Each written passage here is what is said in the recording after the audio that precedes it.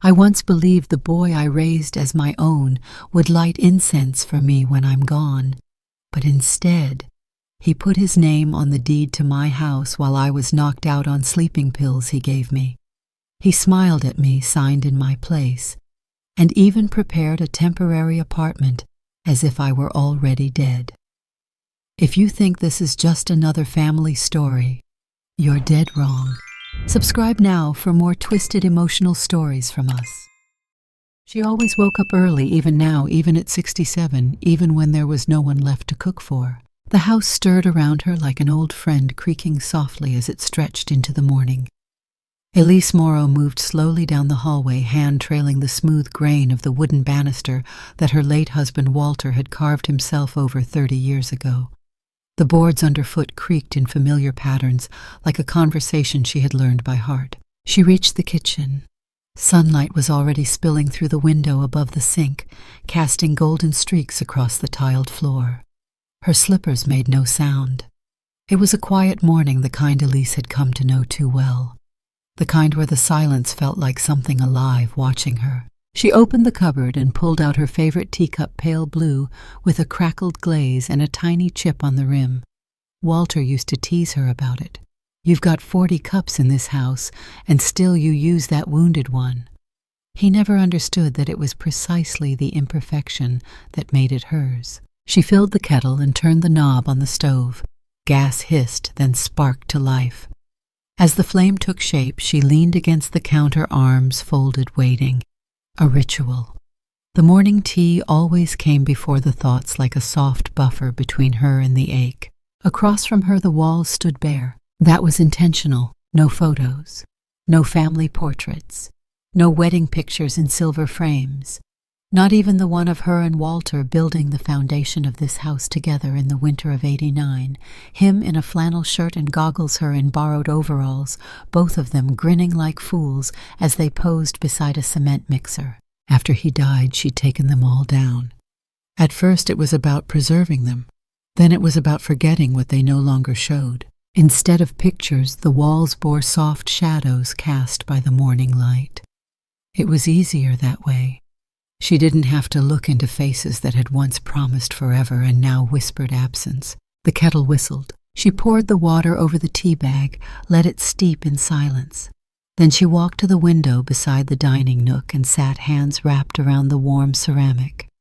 She watched the birch trees outside sway gently. The breeze moved them like music. She took a sip, let it rest on her tongue, Earl Grey always, and then she heard the mailbox click. Mail didn't usually arrive this early. She waited a beat, finished her tea, then slipped on her robe and stepped out onto the front porch. The morning air was still damp, laced with pine and something cooler like river stone. She walked barefoot to the end of the drive and opened the black metal box. Inside, the usual suspects. A flyer for pest control, an envelope from the electric company, a folded coupon catalog for the local grocery store. And then she saw it. A long white envelope with the distinct red and black emblem of Linscott and Marbury Bank. She paused. The envelope was thin but heavy in a way paper alone couldn't explain. Back inside, she sat down at the kitchen table, slid her nail beneath the flap, and opened it. She didn't even make it past the second line before her breath caught. "This is a courtesy notice to confirm the property located at 2467 Pine Hollow Lane is currently undergoing review for listing and valuation. Please note the pending sale process requires owner signatures as previously authorized." She read it again, then a third time. Her hands began to tremble, the kind of tremble that wasn't about age. This was something colder, sharper.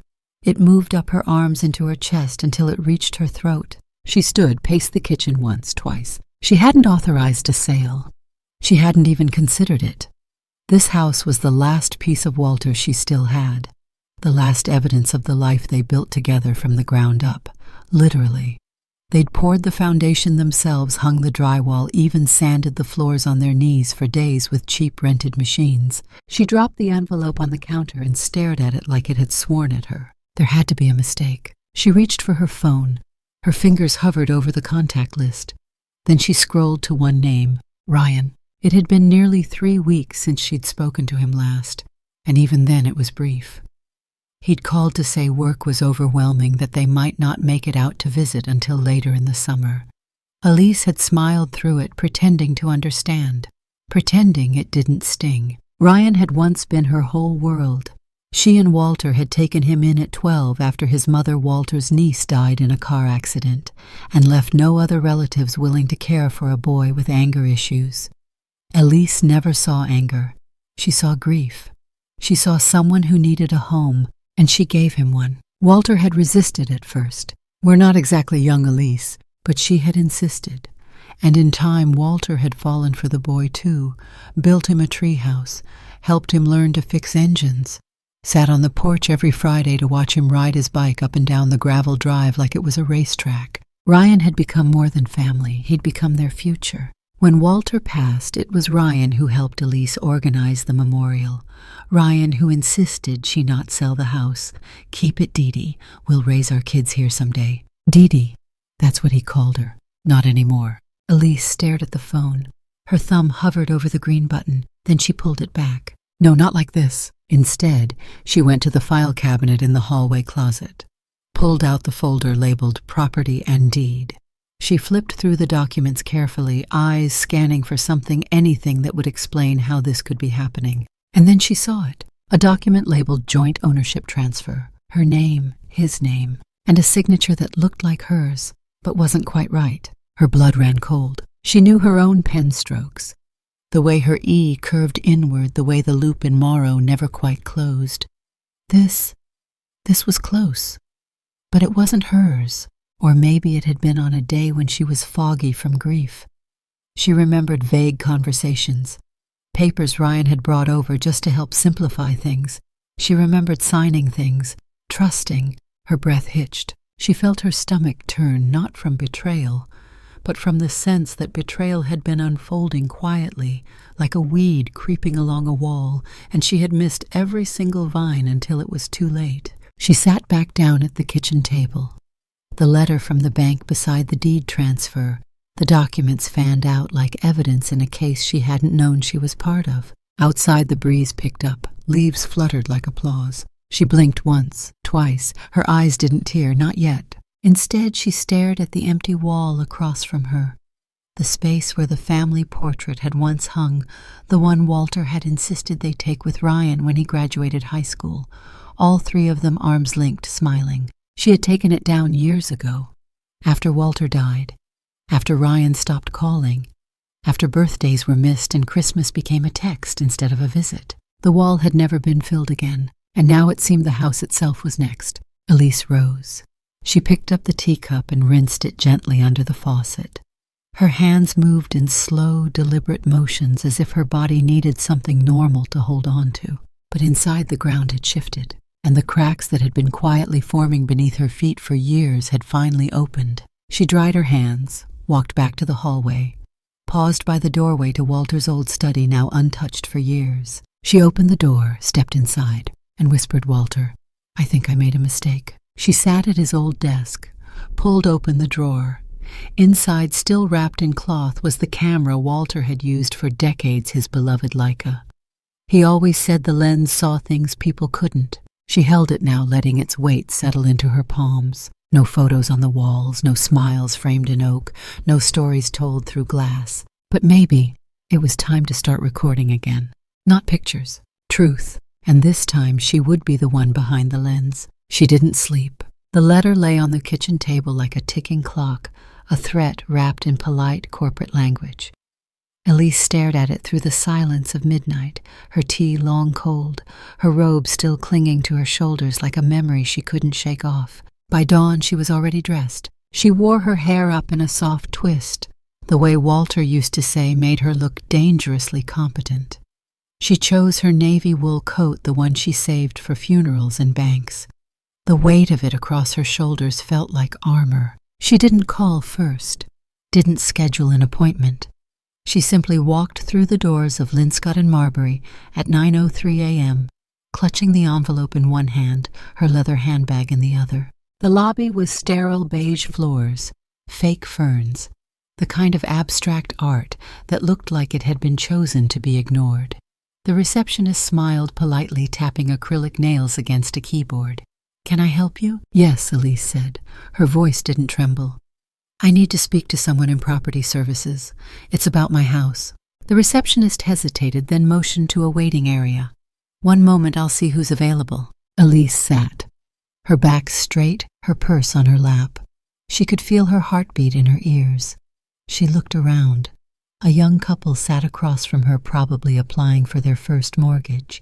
They were holding hands, whispering, laughing. Elise looked away. 5 minutes later, a man in a light gray suit appeared. He was in his 30s, with hair too carefully styled and a smile that never reached his eyes. "Elise Morrow," he said, offering his hand. "I'm Kevin Marks. Why don't we step into my office?" She followed him down a hallway that smelled faintly of lemon polish. The office was small framed degrees on the wall and a photo of a golden retriever on his desk. He motioned to a chair. "So what can I help you with today?" Elise handed him the letter, said nothing. He read it quickly, nodding as though it confirmed something rather than surprised him. "Ah, yes. This is part of a pending listing. The property at 2467 Pine Hollow Lane, correct?" "My home," Elise said slowly.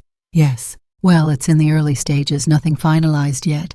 We're just running valuation and prep." "I didn't authorize that," she said. Kevin looked up, blinked. I didn't sign anything. I didn't list my house for sale. I want to know how this is happening." He leaned back slightly, clicking through something on his desktop. "According to our records, the property is co-owned by yourself and Mr. Ryan Morrow." Elise's lips tightened. "My nephew." "Right. And as a co-owner, Mr. Morrow has the legal ability to initiate a sale with consent from all named parties," which he tapped a few more keys we do have on file. He turned the monitor slightly. "See, here's the signed agreement. Both names. Elise Morrow, Ryan Morrow." Elise leaned forward. Her name was there in print. Below it a signature. Her signature. But it wasn't hers. Not really. The loop of the E was too high. The final flourish on the W in Morrow was too sharp. Whoever had done it had copied it well, but not perfectly. She felt cold settle at the base of her spine. "I didn't sign this," she said. Kevin frowned. "Ma'am, we have the document notarized and witnessed." "I don't care who saw it," she cut in. Her voice didn't rise, but it carved the air clean. "I'm telling you, I did not sign this of my own knowledge or consent. This is my home. I've lived there for over 3 decades. My husband and I built it with our own hands, and you're telling me it's being sold out from under me because of a forgery." Kevin swallowed. "If you believe the signature is fraudulent, I can refer you to our legal department." "No," Elise said, standing. "I'll handle it myself." She turned on her heel and walked out before he could respond. Outside, the wind had picked up, tugging at her coat. She stood on the steps of the bank for a moment, her hands clenched at her sides. Ryan. There was no more room for maybe, no more soft benefit of the doubt. She had seen the evidence, and she had seen enough. She pulled out her phone and dialed his number. It rang twice. Then voicemail. "Hi, it's Elise. Call me immediately." She hung up, called again. This time it didn't ring at all. Straight to voicemail. She didn't leave another message. On the drive home, she tried to piece it together. Every memory, every document, every conversation that had once felt like care but now tasted like control. When she reached the house, she didn't even take her coat off. She went straight to the office, opened the filing cabinet again, and pulled every folder related to property inheritance finances. She laid them across the dining table and began sorting.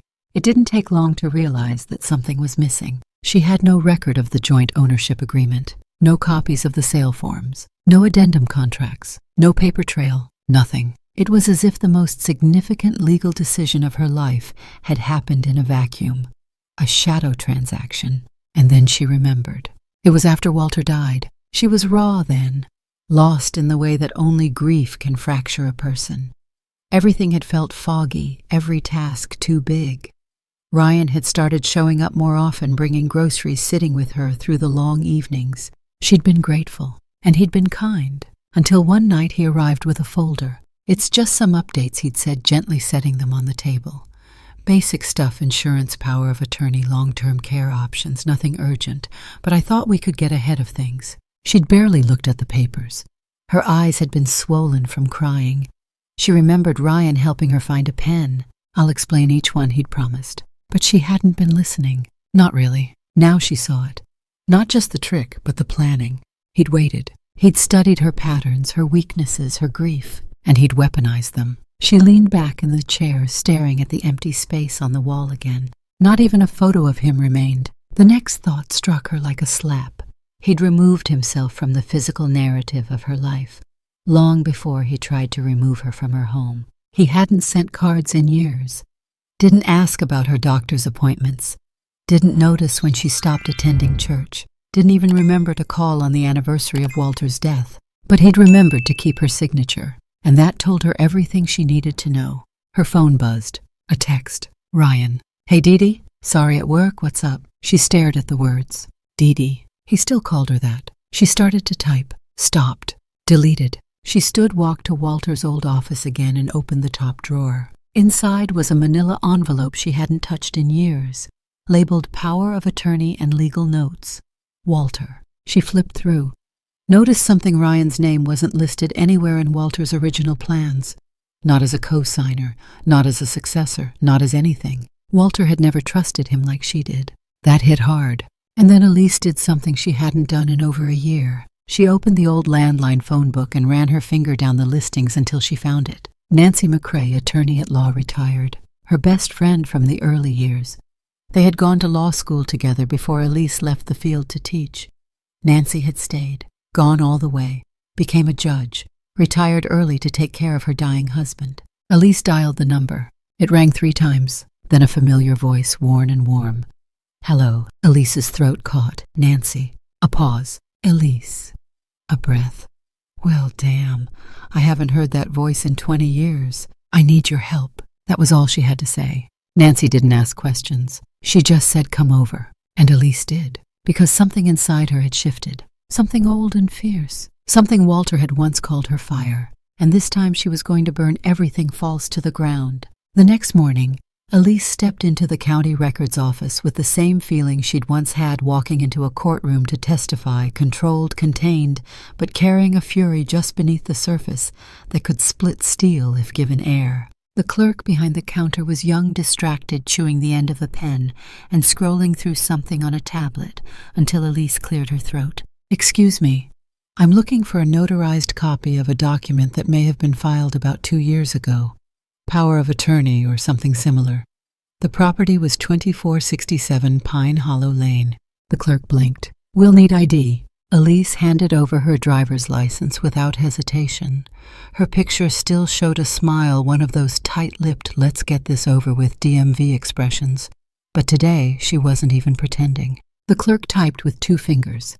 Her brows furrowed. Yep, we have something here. 1 second, I'll print it out.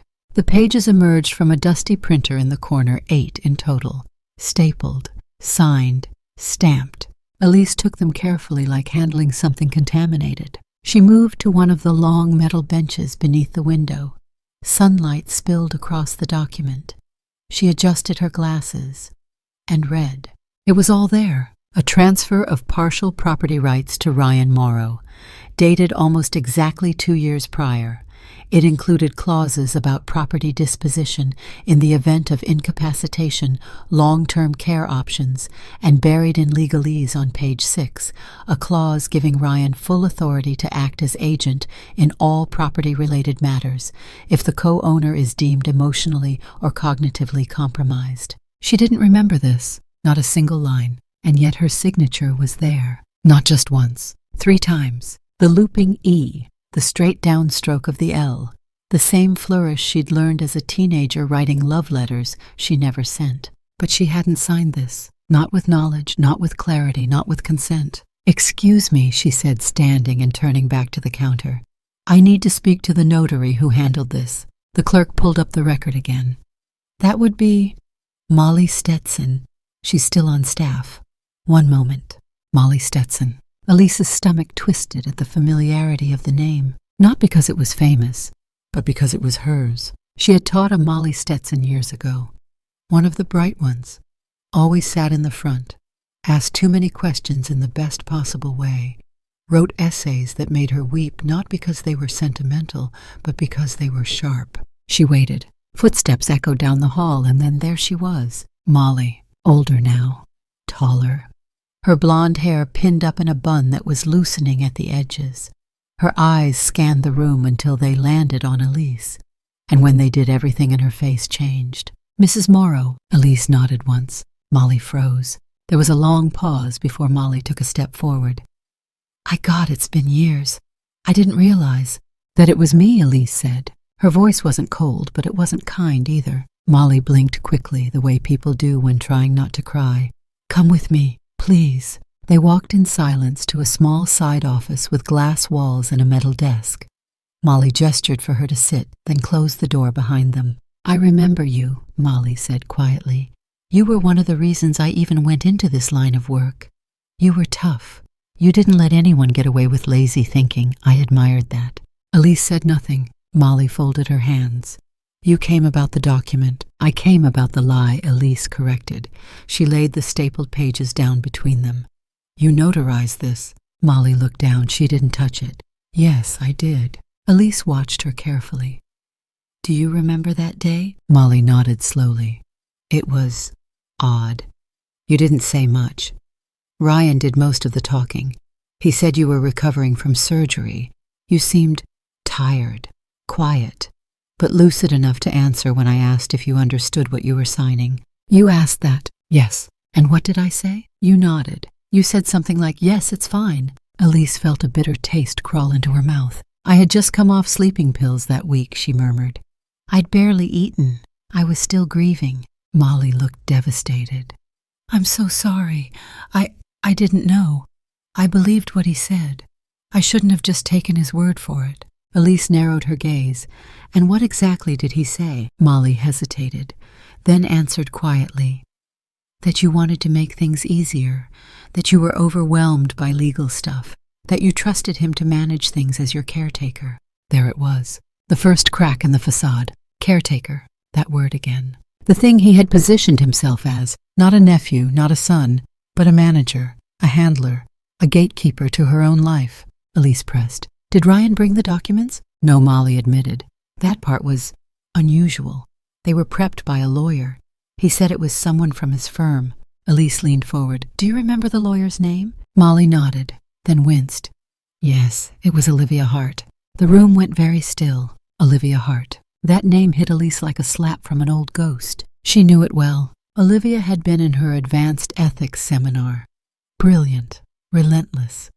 The kind of student who made other students uncomfortable just by raising the bar too high. And Elise had loved teaching her. Until the last semester, when Olivia had filed a formal complaint against another professor for bias in grading, and then retracted it suddenly quietly after a closed-door meeting no one ever spoke about again. It wasn't the complaint Elise remembered. It was Olivia's capacity to lie with poise, calm, control. She saw it now. Ryan hadn't acted alone. He'd brought in a professional, someone Elise had once trusted, once molded. The betrayal layered upon itself. Two students. Two people she had once mentored, once believed in, now standing on the same side of a signature that threatened to erase her from the very home she had built. Elise leaned back in her chair. Thank you, she said finally. I'm not angry at you, Molly. You were just used. Molly looked down. I feel sick about it. I would too. There was a long silence. Then Elise stood. Molly rose as well, reaching for her sleeve. Mrs. Morrow, Elise, I can help. I'll give you whatever records you need. Statement, affidavit, anything. I want to make it right. Elise paused. Something in her eyes softened. Good. I'll need your statement. And a notarized letter confirming what you've just told me. That Ryan handled everything. That the lawyer involved was Olivia Hart. That I was at best functioning under duress. I'll do it. They shook hands. Outside, the sky was shifting from overcast to blue. The clouds breaking apart like a breath had moved through the heavens. Elise stepped into the light with a folder in hand and a plan forming in her mind. It was no longer just about the house. It was about the story behind it, and the ones who thought they'd gotten away with rewriting it. The movers came on a Thursday morning, 3 men in matching navy shirts, polite but distant, stepping quietly across Elise's porch as if the house itself were already mourning. They carried clipboard forms and rolled dolly carts. One asked if she needed help packing. "I'm already packed," she replied. Because she was. 15 days. That's how much time she'd been given. Per the signed agreement, the letter had said. The agreement she had no memory of. The agreement that bore her name in loops she didn't remember drawing. 15 days to say goodbye to 34 years. She hadn't tried to fight it. Not yet. Not publicly. There was no legal standing yet. No official accusation of fraud. No police report. Just suspicion. Just the rotting gut feeling that your own blood had turned the knife. So she complied, quietly, on paper. But in her heart something louder was forming. The apartment Ryan had arranged for her was on the second floor of a brick complex just off Route 9. It smelled like stale carpet and damp wallpaper. The ceiling fan wobbled. The light switches stuck.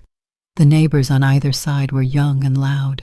It wasn't a home. It wasn't meant to be. It was exile with central heating. Ryan had paid 3 months' rent up front. The leasing agent told her with a cheerful smile. "Your grandson's very thoughtful." Elise had smiled politely, didn't correct him. She unpacked slowly. 1 box at a time. Books, her tea kettle, 2 pairs of shoes, a photograph of Walter, but not the smiling one, not the honeymoon beach one. This one was grayscale quiet, taken when he wasn't looking. He was reading by the window. His wedding ring glinted faintly. She placed it on the shelf across from the small dining table. Then she sat down and stared. The silence here wasn't like the silence of Pine Hollow. There it had been history-laced, full of echoes. Here it was blank. She boiled water, made tea, didn't drink it. Instead, she walked to the bedroom, pulled the old laptop from its leather case, and powered it on. The fan whirred like a distant propeller. The screen flickered. Walter had always said he'd configured it like a submarine, slow but solid. His desktop background was still there, a sunset from their old trip to Nova Scotia. A silhouette of Elise in a windbreaker laughing at something he'd said. She hadn't touched this laptop since his funeral. She opened the folder labeled Security Logs. Years ago, Walter had installed a network of discrete cameras around the house, just the basics. Entryway, living room, hallway, bedroom. He said it made him feel better when she was alone. You never know, he'd told her, and I want us to know. At the time, she'd rolled her eyes. But he'd done it anyway, quietly, respectfully. Always the engineer. Now she was grateful. She clicked through the dates, scanning timestamps, looking for something, anything that might explain what had happened to her memory, to her house, to her signature on documents she didn't recall. And then she found it. June 14th, 2 years ago, 10:17 p.m. The thumbnail showed her reclined on the living room couch, a quilt pulled to her chest, eyes glassy. Ryan was standing beside her. Elise clicked play. The footage was grainy but clear. She saw herself smaller somehow, shoulders hunched, face pale. She remembered that night vaguely. It had been close to the anniversary of Walter's passing. She'd been taking prescribed sleep aids. Her dreams had been heavy, her mind cotton-wrapped. Ryan knelt beside the couch, laid a folder in her lap. She watched herself blink slowly. "I just need you to sign a few things," Ryan's voice said, barely audible from the camera's mic. She didn't speak. "Dee Dee, it's just the insurance update. For your protection, you don't need to read it all." She watched herself fumble for a pen. Watched him guide her hand. Watched the way he didn't give her time to focus. Just pointed. Here. And here. She scribbled something that looked like her name, twice, and then she slumped further down, eyes closing. Ryan leaned over and took the pen from her fingers. "Thanks," he whispered. "This'll make everything easier." He stood, gathered the folder, walked toward the hallway. The camera caught his face as he passed under the light. There was no remorse in it, no guilt, only purpose. Elise hit pause. The still frame held there, her unconscious on the couch, her name forged on a page, Ryan disappearing into shadow. She sat back in her chair. The ache in her chest wasn't just from betrayal. It was from the realization that he had known exactly what he was doing, and he had prepared. Long before she had ever suspected, before the sale, before the lies, before the apartment. This had been in motion for years. A soft, slow erosion of trust, not a robbery. An inheritance taken early. She stood and paced the room, her slippers whispering against the cheap linoleum floor, her hands clenched at her sides. She didn't cry, She didn't yell. She planned. Walter had always said Elise was dangerous when she went quiet. "People think you're gentle," he used to joke. "But they've never seen what you're like when you've made a decision."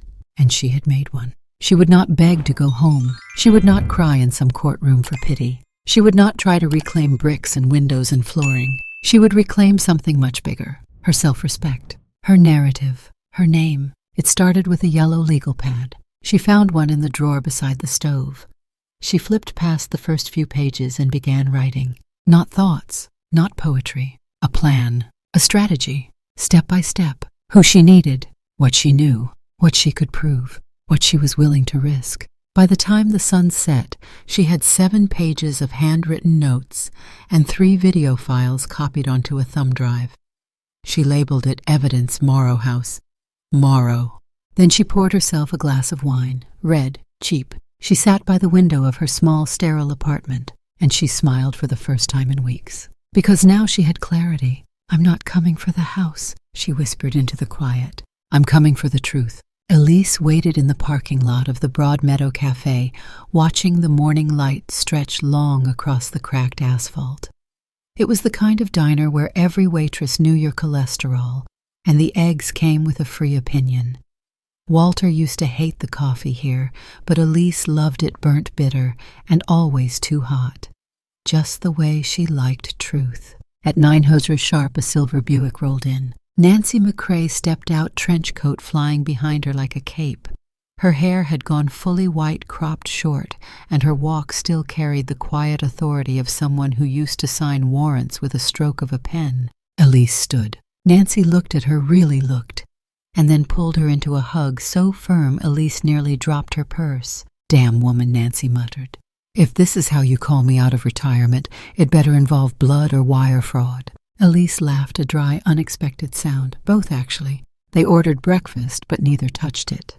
The coffee was poured and ignored. It was all background noise now. Elise laid out everything slowly, methodically, like she was placing puzzle pieces on the booth's laminate tabletop. The forged signatures, the fake power of attorney, the video footage, Molly's notarized confession, the caretaker clause. And Ryan. Nancy listened without interrupting.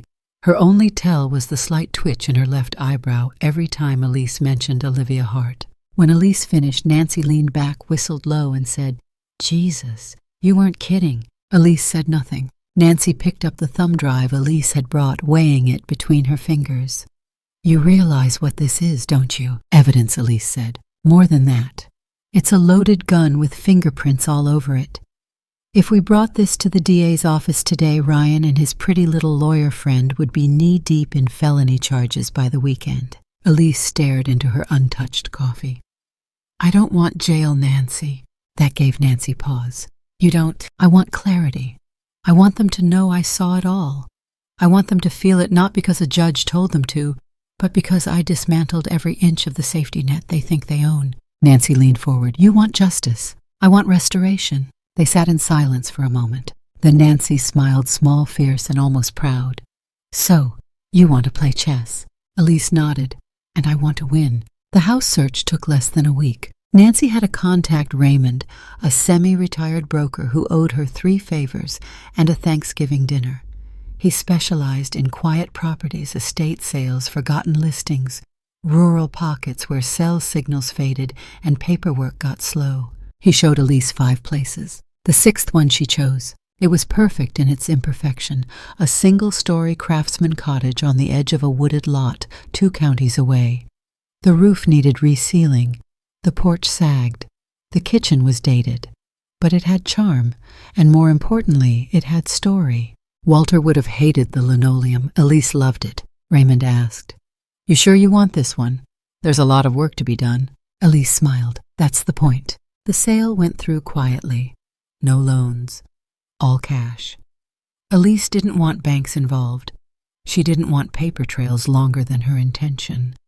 The title was placed under a new LLC she formed in Nancy's office that same week, EM Holdings LLC. The initials meant something only to her. Then she started the whisper campaign. It began in conversation. To Molly, to Raymond, to the kind barista at the cafe where she now wrote her notes. "Oh, it's just a fallback," she'd say, sipping tea. "My last nest egg, the only property I didn't lose.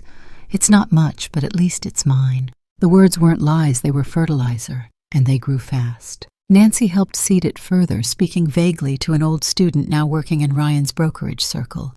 The phrase was dropped like a coin in the right pocket. "Tell Ryan, Elise is sitting on her retirement house, a fixer-upper with development potential." It didn't take long. Within 2 weeks, Elise got a voicemail. "Hey, Dee Dee, it's been a while. I heard from someone in town you bought a little place. Just checking in, wanted to see how you're doing. Also, if you need help with the remodel, I'd love to pitch in. Maybe take a look." She didn't answer. Let it breathe. He called again 2 days later. This time he added, "If it's too much for you alone, I could help sell it, or hold it in trust for you. Just let me know." That night, Elise stood in the middle of the new house. The lights flickered slightly. The floor creaked. She looked around, not at what it was, but what it meant. This house wasn't just bait. It was the field. And she was done being the pawn. She was playing queen now. Ryan showed up in a dark blue blazer. Like this was brunch at a golf club, not a visit to the one woman he had methodically stolen a home from. Elise watched him step out of the car through the dusty screen door, her teacup resting on the small kitchen island. The smile on his face was wide rehearsed. He held a bottle of wine in one hand and a paper bag of organic quiche in the other, as if the right pastry could undo betrayal. She opened the door. "Well, look at this place," he said, eyes scanning the porch, the old siding, the bushes she'd purposely left overgrown. "Cute Dee Dee. Very rustic." "Just enough for one," she replied, her voice neutral. He kissed her cheek. She didn't lean in. Inside, Elise had prepared everything to look humble but nostalgic. Mismatched china, an old crocheted table runner she'd taken from the attic before being forced out, and the same set of silverware Ryan had used as a teenager. She'd even baked the peach cobbler Walter loved, filling the room with warm memory. Ryan sniffed the air. "Is that cobbler?" "Haven't smelled that since Uncle Walt was still alive." Elise gestured toward the table. "I thought you'd like it." He sat, folded his napkin, just like Walter used to. And for a moment, Elise almost saw the boy he once was. The boy who used to run barefoot down Pine Hollow Lane. The boy who called her Dee Dee like it meant safety. Then he spoke. "So, this is the new nest, huh?" Elise took her time pouring the wine. "It's not much, but it's all I've got left. After everything, this is the last little corner of peace." Ryan nodded slowly, eyes scanning the walls, the ceiling. "And you're here alone. Always have been, really," she said, her voice dipped in quiet steel. "Walter built the foundation, but I made the walls." He chuckled awkwardly.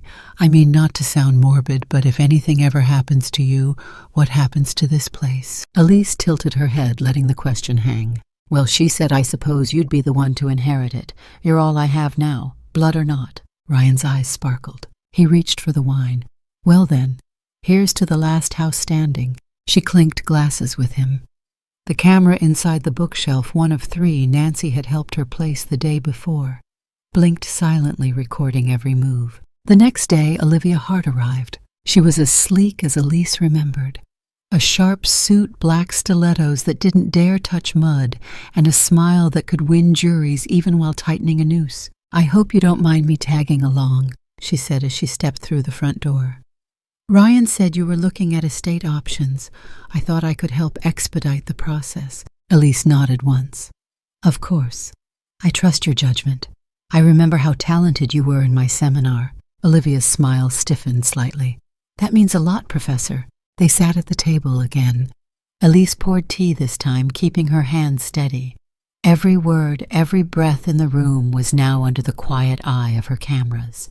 The lens above the fireplace was aimed directly at the table. So Olivia began setting down a thick folder. "I took the liberty of drafting a document called a preemptive inheritance declaration.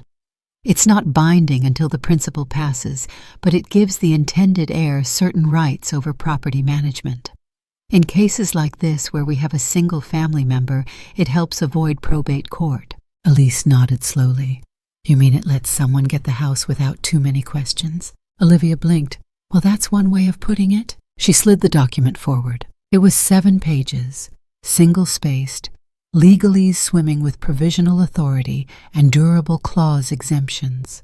It was cleaner than the last paperwork had been more refined, and it was a trap, only not the kind Olivia thought she was setting, because Elise had brought her own papers. She reached into a leather folder and pulled out an identical-looking document, same length, same layout, same language. Only this version had been prepared by Nancy and cross-checked by a second legal expert in another city. It included one critical clause: any party signing this document while knowingly in a conflict of interest or under suspicion of prior fraudulent gain hereby waives legal immunity and accepts full liability under state and federal elder protection statutes. In other words, if Ryan or Olivia signed it and Elise could prove they'd defrauded her before this paper would become their confession. Elise slid her version across the table. "I had something similar drawn up," she said, "just to be safe. It's always been important to me that everything I do is fully informed and above board." Olivia took the pages, scanned them. For a moment, Elise saw it, the flicker of recognition in Olivia's eyes. The awareness that this wasn't a document hastily written by a desperate old woman. This was surgical. "Well," Olivia said, voice breezy but controlled. "Looks fine to me. May I keep a copy?" "Of course," Elise smiled, "but you'll need to sign it first. Otherwise, it's not legally recognized." Ryan hesitated. "Elise," he said carefully, "you sure you want to do this? I mean, we can always just keep it informal." "No," she said, quiet but firm. "We do it right, this time." Olivia handed over a pen. Ryan signed. Then Olivia did. Elise signed last. The ink dried in silence, and the trap snapped shut. That night, Elise emailed copies of the footage to Nancy and her backup attorney. She also sent duplicate copies to a secure cloud account. Redundancy wasn't paranoia, it was preparation. In one folder, high-definition video of Ryan casually admitting inheritance assumptions. In another, audio of Olivia walking Elise through legal options, never once disclosing her prior involvement in the fraudulent transfer of Pine Hollow. In the third, all three signatures, dated, matched. It wasn't just a case, it was a weapon, and Elise had built it herself. The bait had been taken, the blade was in position. All that remained now was the reckoning. They met at 7:43 a.m. on the courthouse steps. Fog was still rising off the sidewalks, curling like breath from a city that hadn't fully woken yet. Elise wore navy again. Nancy wore black, her heels clicking sharply as she approached with a leather briefcase and a folded document envelope clutched beneath her arm like a weapon. The woman beside her, Detective Simone Keller, wasn't tall, but she carried the kind of weight that made people listen. Her badge gleamed silver beneath her coat. "Ready?" Nancy asked. Elise nodded. "I've been ready." They walked in sync, three women, quiet, purposeful, moving toward resolution. Ryan and Olivia were already inside, waiting in Olivia's glass-walled law office on the 8th floor of the Belmont Tower. The building tried hard to look expensive. High ceilings, chrome finishes, a gurgling stone fountain that smelled faintly of chlorine, but it reeked of ambition more than authenticity. Nancy had insisted they not call first. She'd called it a cold confrontation. "No time to craft lies," she explained. "Let them scramble." When they entered the lobby, the receptionist stood. "Do you have an appointment?" "We do now," Nancy cut in, flashing her credentials like a hammer. "Elise Morrow, legal matter, urgent." The girl stammered.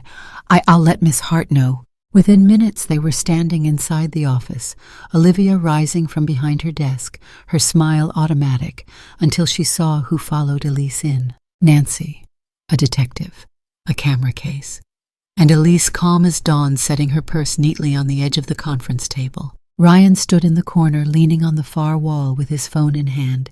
He wore a zip-up pullover and expensive sneakers. He looked annoyed to be up this early. His smile flickered when Elise met his gaze. "Didi," he started, "what is this?" Elise didn't answer. She pulled out the thumb drive, walked over to the TV on the wall, and inserted it into the USB port. Olivia opened her mouth to protest, but Elise was already pressing play. The screen lit up with grainy footage from 2 weeks earlier, Ryan sitting in Elise's living room, swirling wine in his glass, grinning. On the screen he said, "I mean, if anything ever happens to you, this place should come to me anyway, right?" Cut to Olivia's voice, smooth-clipped, rehearsed. "We can preempt probate. We just need a declaration of limited cognitive capacity.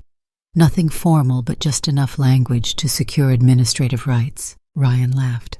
So, like we say she's emotionally compromised, but still lucid enough to sign. You'd be surprised how elastic that phrase is. Elise didn't look at them as the clip played, but she heard it, the silence in the room growing heavier until it felt like the walls themselves were listening. When the clip ended, she pressed pause. Olivia's face had drained of color.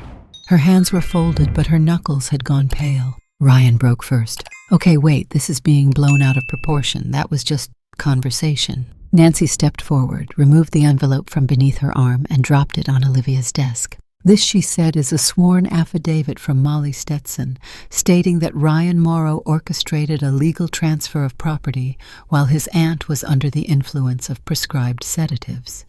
It names Olivia Hart as the legal advisor involved and confirms that neither party disclosed the prior document history nor requested cognitive evaluation prior to notarization. Olivia's lips parted slightly. She didn't speak. Detective Keller took out her notebook, flipping it open. Elise Morrow has submitted visual, digital, and written documentation to substantiate allegations of elder fraud, forgery, and unlawful manipulation of legal documentation.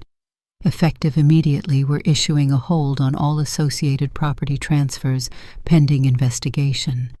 Additionally, the State Bar Association has been notified of potential ethics violations. Ryan laughed once, short and ugly. This is insane. This is my family. No, Elise said softly. And for the first time she looked at him directly. Not the boy she raised. Not the man who stole her signature. Just Ryan, raw, cornered, blinking too fast in a room full of mirrors. Elise took a step forward, just enough that the room fell into stillness again. I gave you shelter. I gave you my husband's name. I gave you the only childhood you were allowed to rewrite.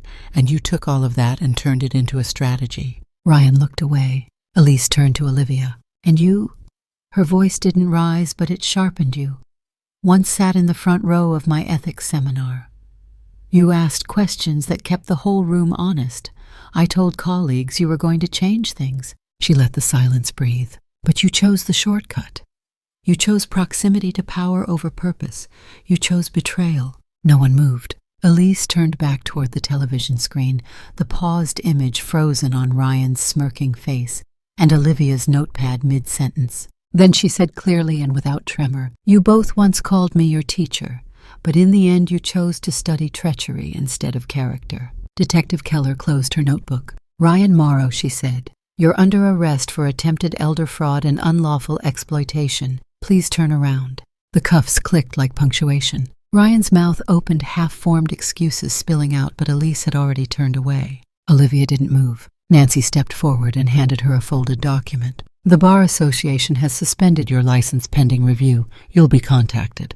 Olivia took it with shaking hands. Elise looked around the office, sleek wood panels, awards on the wall, a plaque from an Ivy League school. Then she said with gentle finality, I didn't come here to win. I came here to end it. And with that she walked out, coat buttoned, head high, leaving behind only the truth. This time recorded.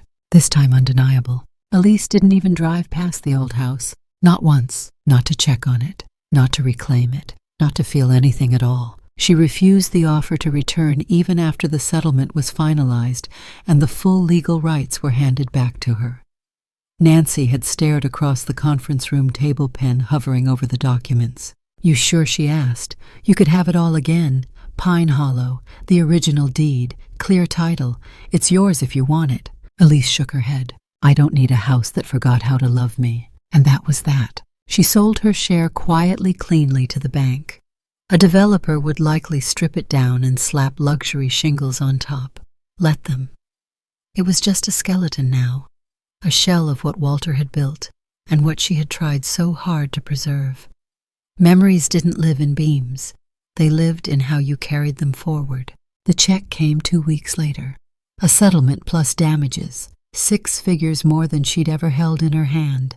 But money wasn't the win. Freedom was, and Elise knew exactly what to do with both. The building stood like a forgotten relic on the edge of town, 2 stories of peeling white paint and cracked shutters with a crooked mailbox, and a wheelchair ramp that had rusted into the weeds.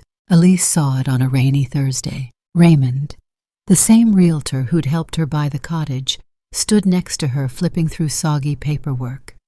It was a private elder care facility, closed 5 years ago. The county tried to auction it, but no one bid. "I'll take it," Elise said. Raymond blinked. "You haven't even seen the inside." "I don't need to." He laughed nervously. "It needs a roof, electrical work, plumbing. You'll need permit staffing." I said, "I'll take it." He studied her for a moment. "You starting a business, Elise?" She turned to face the building. "No," she said softly. "I'm starting a promise." The renovation took 4 months. She hired local tradesmen men with calloused hands and stories about aging parents who had nowhere to go. Volunteers came from a community center nearby. Nancy helped her form the nonprofit. They named it the Elise Center for Restoration and Dignity, though the nameplate at the gate simply read, "The Elise Center." The mission was clear: offer housing, legal protection, and emotional healing for elderly people who had been exploited, abandoned, or discarded by family. It was for people like her, people who had been loved right up until they stopped being useful. Elise worked every day painting walls, unpacking furniture, helping redesign the garden.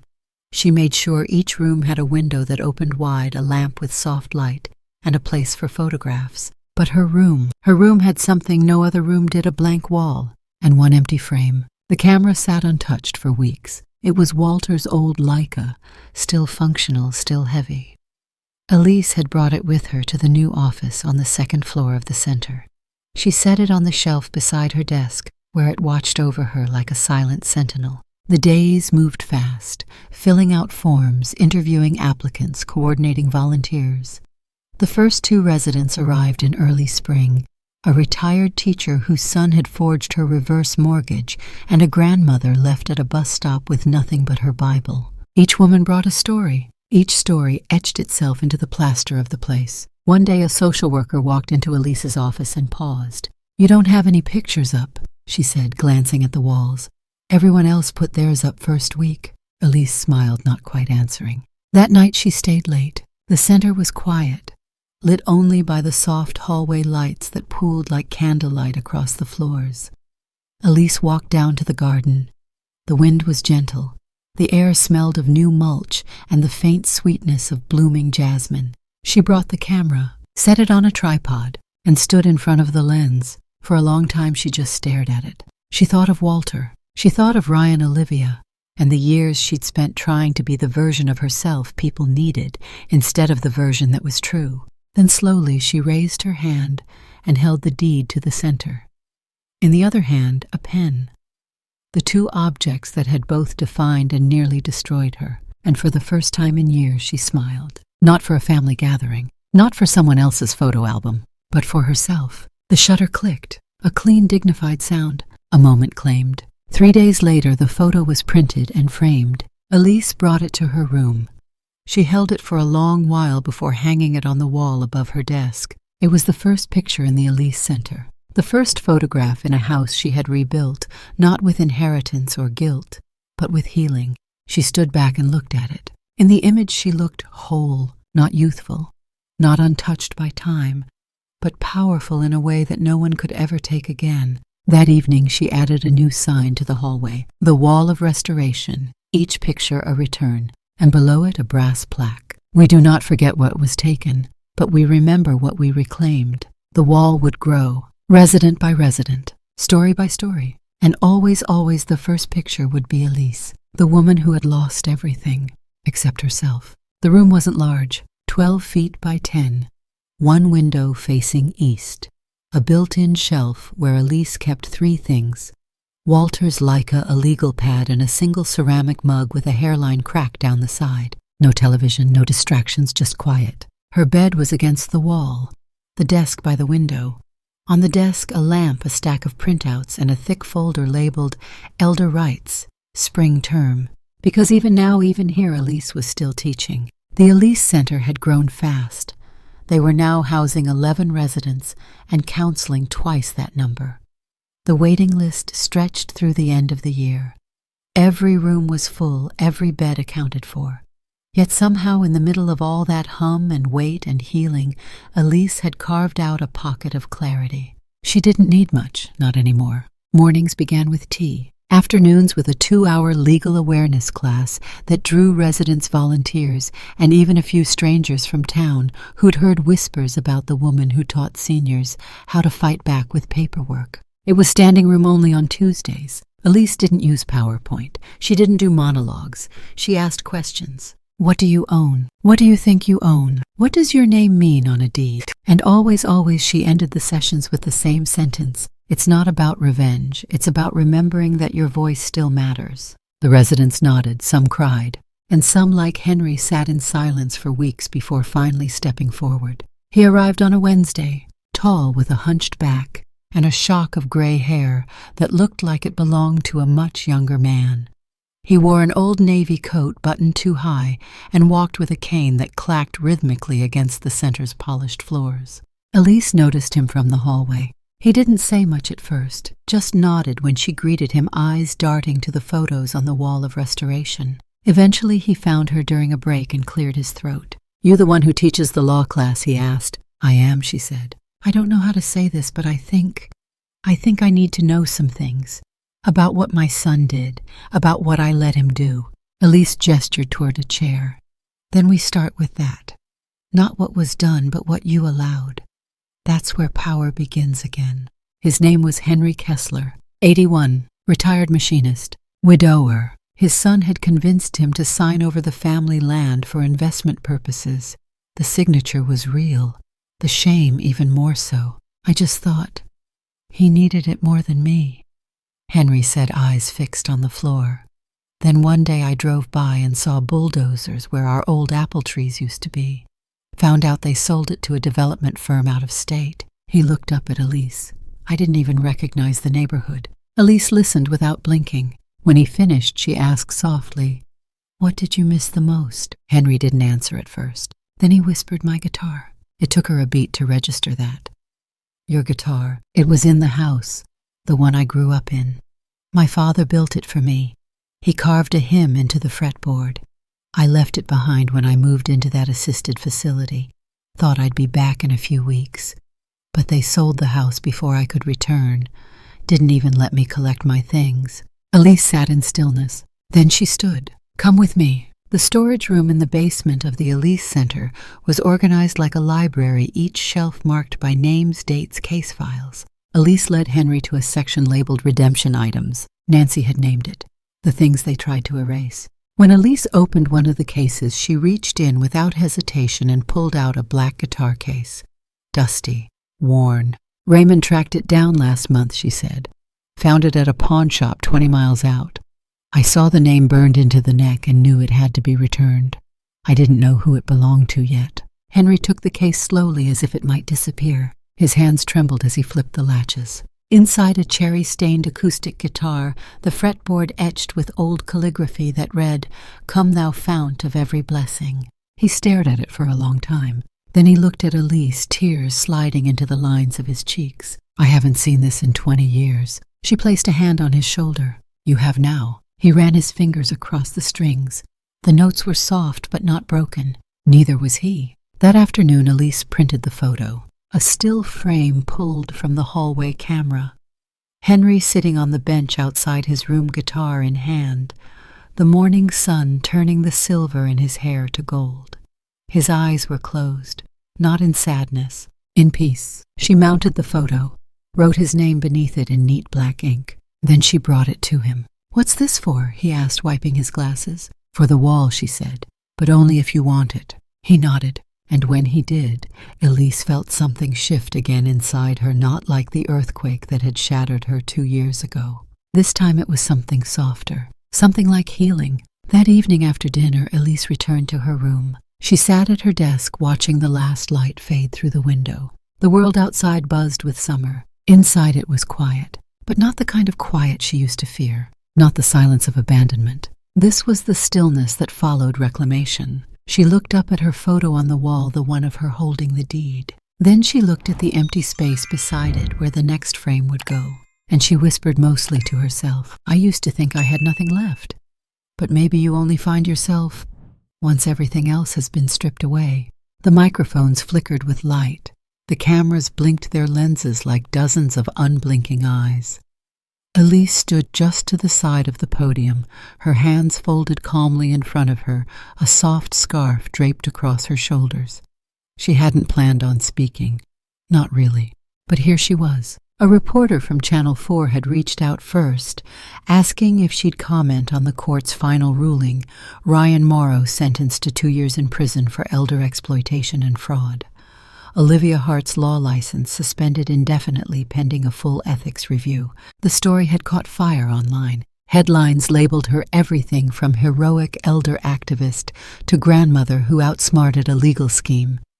Photos of the Elise Center had been shared across state lines, accompanied by captions like, "Where justice lives with dignity." She hadn't asked for the attention, but attention had come. So Elise agreed to one press conference, just one, not to condemn, not to perform, but to speak. The room was small, one of the community meeting halls downtown, with mismatched chairs and a mural half-painted on the back wall.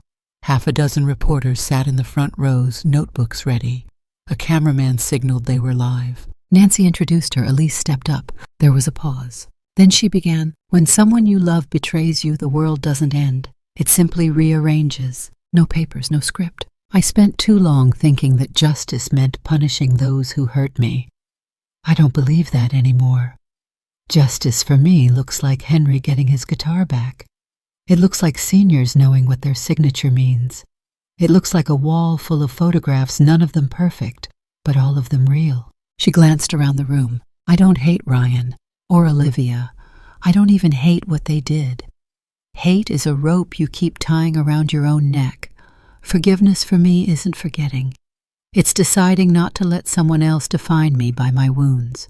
There was a stillness, the kind that follows something honest. Then a quiet round of applause. No explosion, no standing ovation. Just the kind of recognition that lands softly, earned. After the press left, Elise lingered by the mural wall. A little girl had drawn a dove flying above a crooked house. Beneath it, in a child's handwriting, "This is a safe place now." Elise touched the painted wing with her fingertips, and she smiled. Back at the Elise Center, the mailroom was overflowing. Not with bills, not with noise, but with letters. Hundreds. Some handwritten in careful cursive, others typed with perfect fonts. Most came from strangers, elders across the country who'd watched the segment, who saw in Elise's story some fragment of their own. A man in Arizona wrote, "They took my savings but not my soul. Thank you for reminding me." A woman from Vermont, "I've been scared to speak up. Now I think maybe I can." But the ones that made Elise stop, made her sit down and breathe deeply, were the ones from her students, former law students. Now lawyers, advocates, legal assistants.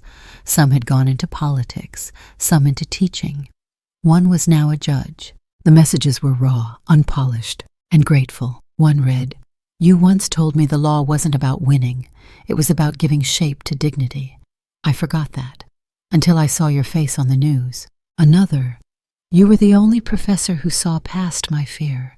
You gave me a reason to believe I belonged in that classroom. I never thanked you.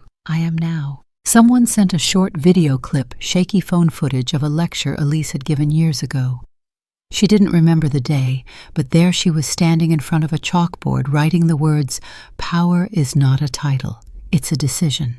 Elise watched the clip alone in her room, and for the first time since the storm began, she cried, not the bitter, hollow tears of loss. These were tears of release, of recognition, of finally understanding that her life had mattered not just in how she fought back, but in what she gave long before anyone took anything. She closed the laptop, wiped her eyes, and whispered, "Walter, they still hear me." Then she opened the next envelope and kept reading.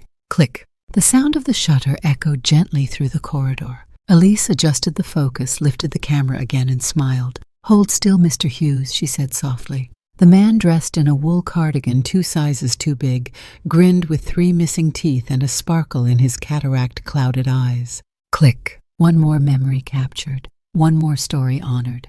The hallway at the Elise Center had grown longer these past months, not physically but spiritually. The walls, once bare, were now a gallery of quiet victories. Each frame held not just a face, but a reclamation, a moment when someone remembered who they were beyond the harm they'd suffered. Elise called it the Wall of Return. It wasn't fancy. just rows of black and white portraits printed on thick paper and placed in simple wooden frames. Beneath each photo, a name, and beneath each name a word chosen by the person in the picture, words like whole, loved, awake, or seen. There were over 70 frames now, and Elise had taken every single one. She stood at the far end of the hall, the camera strap still hanging from her neck. The wall stretched before her like a timeline of healing, a living archive of people who had walked into this building believing themselves broken and had stayed long enough to disprove it. None of the photos showed her, not yet, and none showed the house she had lost. But that was the point, because what had been taken from her had led to all of this. She set the camera down on a nearby chair, took a breath, then walked back toward her room. That night she sat at her desk with a fresh sheet of paper and a pen that once belonged to Walter. She wrote slowly, the kind of slow you earn through pain and patience. Dear you, wherever you are, if you are holding this letter in your hands, there's a chance you feel afraid. Afraid of being used, afraid of being forgotten, afraid that someone you trusted might take everything from you and leave you standing in the rubble of what you once called home. I've been there. I once lived in a house with no photos on the wall, because every frame I owned reminded me of someone I'd lost or someone I'd trusted, and when those people betrayed me, the silence in those frames became unbearable. So I stopped hanging pictures. I stopped making memories. I stopped believing there was anything left of me worth remembering. But I was wrong, because one day after everything fell apart, I started over. With one photo, one smile, one face that wasn't mine but needed to be seen. And frame by frame I found myself again. If you're scared right now, remember this. Your worth is not located in the things you've lost. It is in the way you stand back up. Start with that. Start with you. Elise. She folded the letter, placed it in an envelope with no name, and set it aside to be left in the community mailbox where residents sometimes picked up extra blankets or notes of encouragement. Then she walked down the hallway. The place was quiet now. Most had gone to bed. The building hummed with the soft sounds of television static, late-night tea kettles, and someone's off-key humming in room 3A. Elise reached the end of the wall of return. There was one space left bare, a nail already hammered in, a frame waiting. She reached into her cardigan and pulled out a photo. It was taken the week before by Henry of all people, who had insisted it was her turn. In the photo, Elise was sitting on a bench outside the center, a book in her lap and a camera in her hands. The sun outlining her silver hair like a halo she'd never asked for. She wasn't smiling wide, just enough. Enough to be seen, enough to be known. She held the frame up to the wall, paused, then hung it.